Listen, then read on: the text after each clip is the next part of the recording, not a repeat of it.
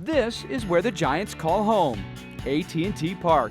It's a waterfront gem that opened back in 2000 and arguably the first baseball stadium with a design influenced by weather. Candlestick for years was known for its weather issues, and so we had to do as much as we could within the general climate that we live within in San Francisco to control that. Enter Bruce White, a nationally recognized authority in airflow physics at the University of California, Davis, asked by the Giants to help solve its windy issues. When we first heard the task, it was daunting, to be quite honest, and then knowing the wind environment in the city of San Francisco, it's virtually the same as at Candlestick Point. So it could prove to be a challenge to work with that and make it a friendly, wind-friendly stadium. Using a 1/50th scale model of downtown San Francisco, White's team tested two proposed stadium configurations in the school's wind tunnel. We use engineering similitude equations to scale it to full scale. In the process, we integrated in with the meteorological data set for the city of San Francisco, and we get a very accurate prediction of what the wind would be like if it were built as tested.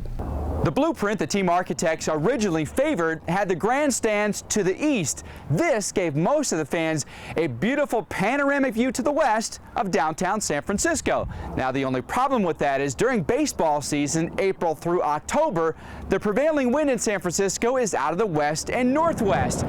And during wind tunnel testing, this park design setup would actually double the winds of old Candlestick Park. The preferred design had the problem of the wind catching essentially the upper deck and swirling around like a vortex, really not unlike what was occurring at Candlestick Point. It just wasn't going to work. And as much as everyone loves views here in San Francisco, we had to modify the design to mitigate it. By rotating the stadium 135 degrees, the tall grandstands would now act as a wind buffer to the strong west and northwest breezes during the baseball season.